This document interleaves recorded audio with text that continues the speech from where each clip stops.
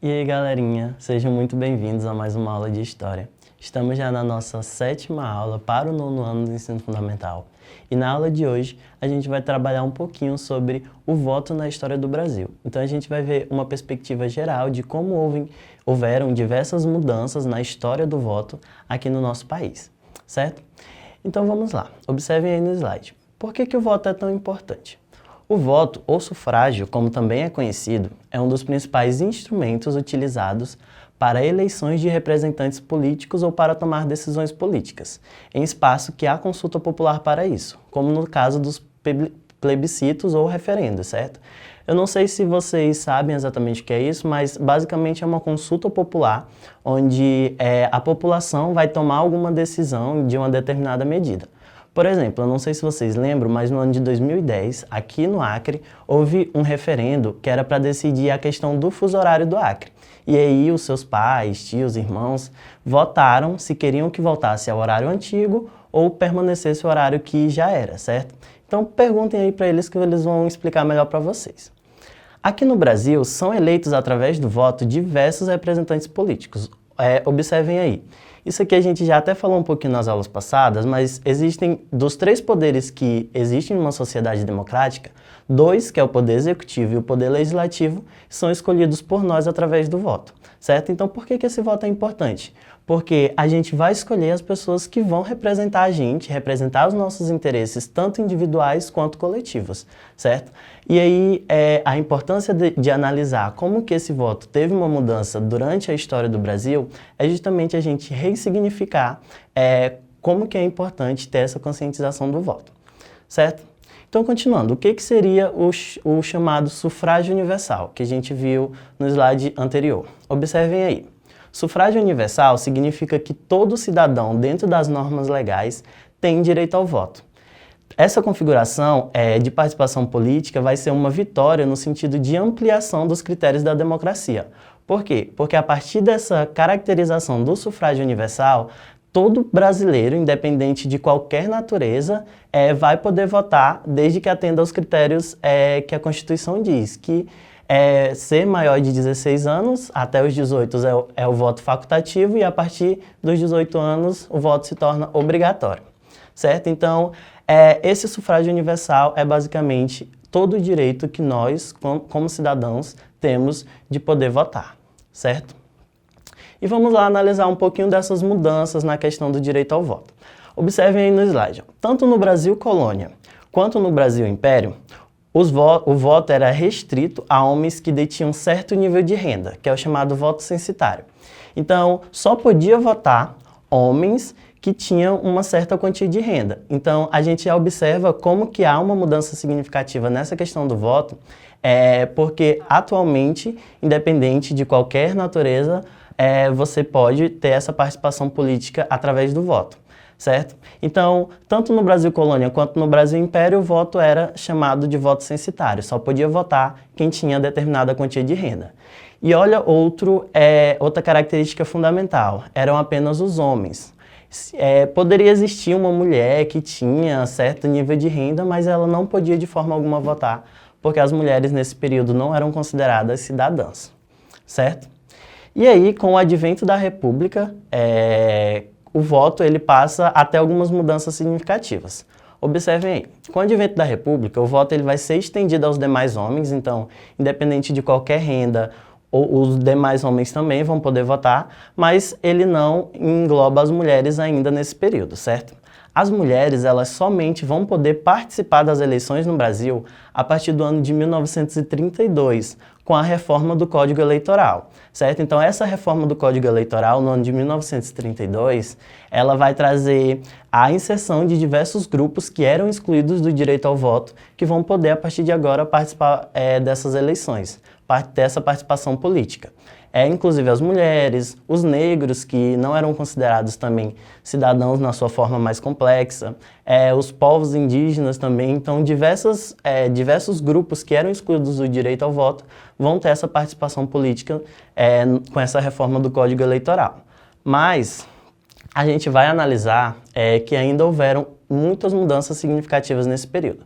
Observem aí um panfleto que tem, que é da campanha eleitoral de Leolinda de Figueiredo Daltro, que foi uma das primeiras mulheres a se candidatar na história do nosso Brasil. Então, sua campanha, que aconteceu no ano de 1933, mobilizou diversas forças, tanto femininas, de participação feminina. Mas tem um problema bem sério aí, que é porque as mulheres, elas, por serem ensinadas desde criança que o direito ao voto, essas participações políticas não eram algo voltadas a elas, elas começam a se assustar também com esses direitos que eles começam a receber, certo? Então, havia ainda aí um certo medo de ter essa participação política e de sofrer represálias por causa disso. Vamos analisar agora um trecho da Constituição de 1891, que foi a primeira Constituição da nossa República, certo? Foi a primeira Constituição criada quando a República foi proclamada, e depois a gente analisa um trecho da Constituição de 1988, que é a nossa Constituição atual, certo? Observem aí no slide. Artigo 70 da Constituição de 1891. São eleitores os cidadãos maiores de 21 anos que se alistarem na forma da lei. Não podem alistar-se eleitores para as eleições federais ou para as dos estados, os mendigos, analfabetos, os praças de pré, excetuados os alunos de escolas militares de ensino superior. Esses praças de pré, eles basicamente são os soldados ingressantes. E os religiosos de ordens monásticas, companhias, congregações ou comunidades de qualquer dominação sujeitas a voto de obediência. Então, de religiões que você tem que fazer algum voto de obediência ou regra dentro da sua religião. Então, todos esses grupos aí estavam excluídos no direito ao voto nessa Constituição de 1891. Observem que aí eles nem citam as mulheres, se elas podem ou não. Por quê? Porque nesse período ainda as mulheres não eram consideradas cidadãs, então elas nem entram aí podendo ou não podendo, já sabe-se de que elas não poderiam ter essa participação política. E aí agora vamos analisar esse trecho da Constituição de 1988. Artigo 14 diz o seguinte: a soberania popular será exercida pelo sufrágio universal, que a gente já discutiu aqui o que era, e pelo voto direto e secreto, com valor igual para todos e nos termos da lei. E aí diz aí, ó, o alistamento eleitoral e o voto são obrigatórios para os maiores de 18 anos, então todo mundo que completa 18 anos é obrigado a votar, e facultativo para os analfabetos, os maiores de 70 anos e os maiores de 16 e menores de 18 anos. Então, por exemplo, se você já vai completar 16 anos esse ano, você já vai poder ter essa participação política através das eleições para prefeito e vereador que vai acontecer ainda esse ano, certo? Então, é importante a gente ter essa conscientização de como que houveram essas mudanças na participação do voto. A gente já pode tirar daí, por exemplo, alguns grupos que eram excluídos lá na Constituição de 1891, que passaram a ter o direito ao voto aqui nessa Constituição atual, que é a nossa Constituição atual. Outra coisa que tem uma mudança muito significativa é que na Constituição de 1891, ela basicamente dizia que o voto era aberto, certo? Então você declarava seu voto. O voto, e isso facilitava a manipulação eleitoral por diversos mecanismos que havia nessa chamada República Velha. Tanto é que eu trouxe aí para vocês, ó, observem aí, que é uma das práticas mais famosas de manipulação eleitoral, que era o chamado voto de cabresto. Nessa República Velha, o sistema eleitoral ele era muito frágil e fácil de ser manipulado. Então, o voto de cabresto basicamente vai ser uma manipulação eleitoral dos coronéis para com a população, para com os eleitores. Então, como os eleitores eles tinham uma dependência muito grande com esses coronéis, seja ela financeira ou até dependências que perpetuariam mais coisas que isso, eles acabavam tendo a necessidade de votar em quem esses coronéis pediam, seja por troca de alimentos, por recebimento de pares de sapato, de óculos, de diversos materiais, ou até pelo seu emprego, certo? Às vezes os coronéis falavam, ó, eu te dei um emprego, eu sustento sua família, então vote em quem eu estou mandando. Então essa manipulação eleitoral era muito característica nesse período da República Velha. Outra característica também desse voto de cabresto é que naquele momento o voto dos analfabetos era proibido. Lembra lá que a Constituição proibia o voto dos analfabetos?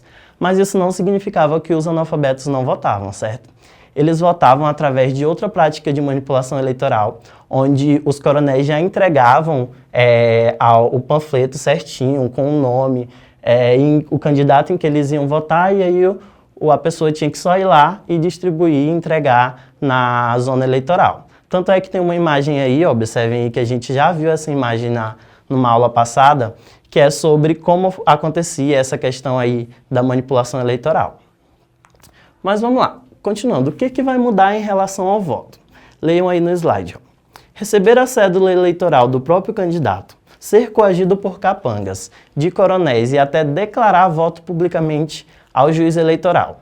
O cenário que hoje parece estarrecedor já foi realidade para os brasileiros que percorreram um caminho longo e nada confortável nas eleições até os dias atuais. As cédulas de papel que eram existentes desde a época colonial seguiram pelo Império e pela República Velha e marcaram pleitos cercados de fraudes. Atualmente a gente tem uma inovação tecnológica nessa questão do voto, que é a adesão da urna eletrônica, certo? Só que antes da urna eletrônica entrar em vigor, o voto era feito através de cédulas de papel. E principalmente nesse período da República Velha, do Brasil Colônia, Brasil Império, era muito fácil do voto ser manipulado, porque em determinados períodos eles tinham que percorrer de uma cidade para o Rio de Janeiro, onde era feito as contagens dos votos, por exemplo, e isso demorava cerca de meses, certo? E aí facilitava com que essa manipulação eleitoral acontecesse. Mas aí observem aí, houve a adesão da urna eletrônica, então o Brasil em 1996 fez a sua primeira eleição com as urnas eletrônicas e a partir de então a urna eletrônica ela faz parte da nossa realidade na questão do voto. Apesar de ter diversas problemáticas envolvidas nisso, ainda assim é um avanço nessa questão. Então qual que vai ser a importância do voto? Através do voto, é possível ao eleitor e ao cidadão escolher dentre um leque de opções previamente estabelecidos uma pessoa que representará em algumas das instituições políticas por um determinado período de tempo. Então você vai escolher alguém que vai representar os seus interesses coletivos e individuais.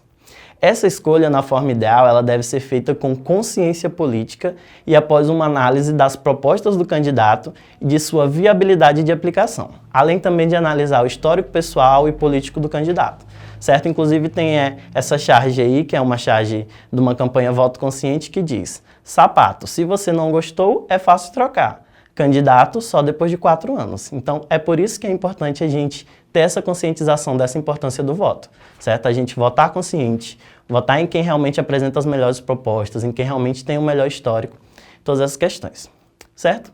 Então, para a gente tentar revisar rapidinho toda a aula que a gente acabou de falar, vamos fazer 2 questões para vocês tentarem melhor entender, certo? Primeira questão, observem aí. Um dos grandes avanços da história do voto no Brasil é o advento do sufrágio universal. O que é o sufrágio universal? Letra A universalização do voto masculino, passando a ser incluídos raças que antes eram excluídas. B, a integração do voto a todos os homens, independente de renda financeira. C, o direito que todo cidadão tem de participar do processo eleitoral e das decisões políticas do país. Ou D, a criação de mecanismos tecnológicos que facilitam o processo eleitoral. Então, qual que é a alternativa certa? A alternativa certa é a letra C, certo? Sufrágio universal é o direito que todo cidadão, independente de qualquer natureza, tem de participar do processo eleitoral, certo? Questão número 2, vamos lá. Quais principais mudanças podemos evidenciar sobre toda a história do voto no Brasil? Então, o que mais de significativo a gente pode evidenciar de mudança da questão do voto lá do Brasil Colônia, lá do Brasil Império, dos primeiros anos da República até atualmente? O que teve, quais as mudanças tiveram nessa questão do voto? E aí, tempinho para pensar, rapidão. Vamos lá. A gente pode citar como mudança a adesão da urna eletrônica, é uma mudança significativa, a questão do sufrágio universal, que vai ter o direito ao voto feminino e incluir a inclusão de todos como cidadãos, independente de cor, gênero, raça ou renda. O direito ao voto aos analfabetos, que antes era negado na Constituição de 1891, mas passou a ser incluído na nossa Constituição atual. O voto secreto, certo? Que era uma emblemática muito grande nos primeiros anos da República, já que o voto era aberto. E uma maior participação política de todos os cidadãos. Então, a gente tem aí essas questões fundamentais que vão nortear a gente nessa mudança das questões do voto, certo? Então, galerinha, essa foi nossa aula. Eu espero que vocês tenham, de fato, conseguido entender todos os objetivos que a gente teve aqui nessa aula. Acessem a plataforma do Educ no site da Secretaria de Educação para ter acesso a essa aula e também algumas outras atividades. E é isso, galerinha. Tchau, tchau!